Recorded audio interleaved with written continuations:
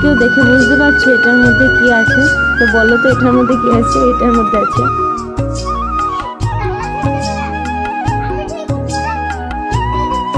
নমস্কার সবাইকে, সবাই কেমন আছো? আশা করছি তোমরা সবাই অনেক ভালো আছো, আমিও খুব ভালো আছি। তো টিনাস ব্লগ চ্যানেলে একটা নতুন ভিডিওর সাথে অনেক অনেক স্বাগত। আজ সকালটা আমি রান্নাঘর থেকেই শুরু করলাম, কারণ ও চলে যাওয়ার পর আমাকে প্রথমেই রান্নাঘরে আসতে হয়। আর আজকে আমি গেছিলাম একটু ছাদে সকাল সকাল, কারণ এত বৃষ্টি হচ্ছে, প্রত্যেক দিন বিকেল থেকে বৃষ্টি স্টার্ট হচ্ছে আর সেই রাত ভোর বৃষ্টি হয়ে যাচ্ছে। তো দেখো গাছপালাগুলো তো খুব সুন্দর লাগছে, কিন্তু আগাছাও প্রচণ্ড হয়েছে।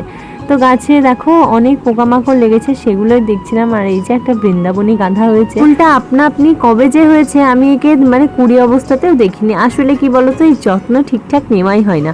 আর পুরো ছাদটা দেখো কিরকম কালো কালো হয়ে গেছে, ওগুলো না সব পিছল। একটু যদি বাই চান্স পড়ে যায়, আর প্রচণ্ড পিছল আমাদের ছাদ, পড়তেই থাকে। ঠাকুমা খুব সাবধানে ওঠে, আমরাও তাই। আর গাছগুলো দেখো হনুমানে একদম কি অবস্থা করেছে, ডাঁটা করে দিয়েছে। তো এদিক ওদিক ঘুরতে ঘুরতে হঠাৎ আমার চোখ গেল আমার ড্রাগন গাছগুলোতে। দেখছি দুটো কুড়ি, কি আনন্দ বলার মতো না। কারণ দুটো কুড়ি এসেছে আমার গাছ পুরো সম্পূর্ণরূপে ঠিকঠাক হয়ে গেছে। আসলে তা না, আগেরবার যে ডালগুলো আমি আমার ওই বাড়ি থেকে নিয়ে এসেছিলাম সেগুলোই আর কি ম্যাচুরি হয়ে ফুল দিয়েছে। কিন্তু তাও বা কি, আনন্দ তো আনন্দই হয়। আর এই যে গোলাপ গাছগুলো দেখছো হনুমানে খেয়ে পুরো ডাঁটা করে দিয়েছে, এগুলোকেও কাটিং করতে হবে। কি বলতো, বর্ষার সময়তেই গাছ কাটলে ভালো হয়, কিন্তু সময় পাচ্ছি না। একদিন যেদিনকে লাগবো পুরো গাছগুলো সব ঠিকঠাক করে দেবো। তো সকাল সকাল দেখো এখন চলে এসছে এনারা। আর এনারা প্রত্যেক দিন যদি আমি ছাদে কখনো না কখনো উঠি, এনারা আসবেই। কারণ এদেরকে সকাল সকাল খাবার দিতে হয়, না হলে এদের আবার ভীষণ টাইমিংয়ের ব্যাপার আছে। এরা এখন যদি খাবার না পায় আর আসবে না, সেই 11টার দিকে আসবে। হয়তো অন্য কোথাও আমার মতনই কেউ হয়তো এদের খাওয়ায়, সেই জন্য তাদের কাছে যায়। আজকে আমার একটু লেটই হয়ে গেছিল, প্রায় 7টার কাছে বাজছিল। সেই জন্য দেখো কজন ছিল, এই কজন হচ্ছে আমাদের বাড়িতেই থাকে, সেই জন্য কোথাও সেরকম যায় না। আর যারা আসে তারা আসে ভোরবেলাতে। আর ভোরবেলাতে অত ভোরে আমি উঠতে পারি না ছাদে, কারণ নিচে যেহেতু রান্না বান্না করতে হয়, সেই জন্য। ফুলগুলো দেখো কুড়ি অবস্থাতেই আছে, এখনো ফোটেনি। আর যেহেতু 8টার পরেই ফোটে, 8টার পরে আমার আর টাইম থাকে না।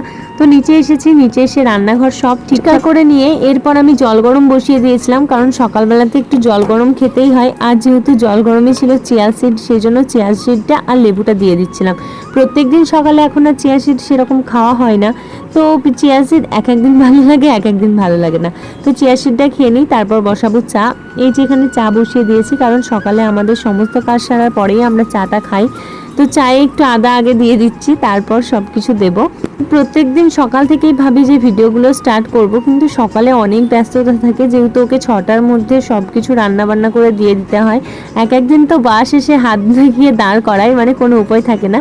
তো সকাল সকাল চাটা করে নিচ্ছিলাম। আর 8টা সাড়ে 8টার মধ্যে আমাকেও যেহেতু চলে যেতে হয়, সেই জন্য। আর এই যে তারপর চলে এসেছিলাম ঘরে বিছানা গুছাতে। আর এইভাবে টুক করে যদি সব কাজ হয়ে যেত কতই না ভালো হতো বলো। তবে তুড়ি মেরে কাজগুলো আমারও করতে ইচ্ছে করে, কিন্তু করে দেবে কে? মাঝে যে খাটনিটা আছে সেটা তো আমাকেই করতে হয়। তো দেখো চুটকি সে কাজ করে নিলাম। আর এই যে এই কোটোটার মধ্যে কি আছে, এই ঢপটার মধ্যে কি আছে, তোমরা কি কেউ দেখে বুঝতে পারছো? তোমরা হয়তো সবাই ভাববে যে একটা মগটাও আছে। আসলে এটার মধ্যে আছে হচ্ছে আমার 1 বছরের জমানো চুল। সত্যি কথা বলতে আমার একদম পুরো টাক পড়ে গেছে, এত চুল উঠেছে দেখো, এত চুল আমার সব উঠে গেছে। কেন জানি না, প্রচণ্ড পরিমাণে চুল উঠছিল। তারপর মামার থেকে কিছু প্রোডাক্ট ইউজ করেছিলাম, তখন ঠিক ছিল। এখন আবার ডাভ ইউজ করছি, এখন ঠিক আছে মোটামুটি, কিন্তু আমার মামার থেরটাই বেশি শ্যুট করে। তো তারপর এই যে এই ড্রেসিং টেবিলটা না 2 দিন অন্তর অন্তর এত নোংরা হয় কি বলবো।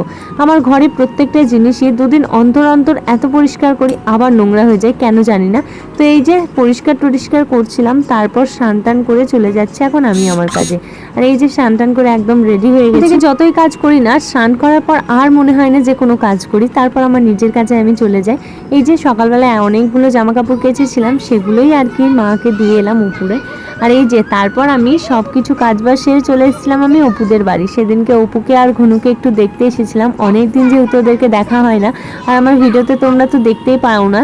আর এই যে আমার ঘনু পাকা বুড়ো, প্রচুর পেকে গেছে, এখনো অনেক কিছু শিখে গেছে কি কি করতে হবে, দুষ্টুমি না হবে। আর এই যে ঘনুর খেলনা, ঘনুর বাবু এটা এনে দিয়েছিল ঘনুকে। আর কি সুন্দর দেখো, আমি এটাই বলছিলাম যে একদম ঘনুর মতো, ঘনু যেরকম উঠাল পাথাল করে সেরকম। তো তারপর চলে এসেছিলাম আমি বাড়ি এসে আমাদের দোকানে দাঁড়িয়েছিলাম। আর কি মেঘ করেছে দেখো, আমি তো প্রথমে চলে এসেছিলাম বাড়ি, কিন্তু মা আসতে পারেনি। তো কিছুক্ষণ পর থেকে হালকাই দেখো মেঘ ডাকছে আর হালকা বৃষ্টি শুরু হলো। ও বাবা, তারপর চলে এলো ঝমঝমিয়ে বৃষ্টি, যাকে বলে একদম ঝমঝম করে বৃষ্টি হচ্ছে। দুদিন ধরে এরকমই হচ্ছে, দিনের বেলাটা পুরো সানলাইট দিচ্ছে কারণ রোদ মানে লোকজনকে শুকিয়ে নিতে দিচ্ছে জামা কাপড়, আবার রাত্রে মানে সন্ধ্যার পর থেকে আবার বৃষ্টি স্টার্ট হচ্ছে ভোরবেলা পর্যন্ত। তো সকাল থেকে শুরু করে রাত অবধি আমার রান্নাঘরেই কেটে যায়। আর এখন রাত 10টা বাজে, এখন হচ্ছে ভাত, কারণ যেহেতু বাড়ি আসতে একটু লেট হবে, মানে চলে এসছে আর কি, আর আধা ঘন্টার মধ্যে চলে আসবে, সেই জন্য রুটি টুটি করিনি, এখন ভাত হবে। তো সকাল থেকে আমার রান্নাঘরেই কেটে যায়। তো চলো এখন দেখো কিরকম অবসাদ হয়ে আছে, একটু গুছিয়ে নিই।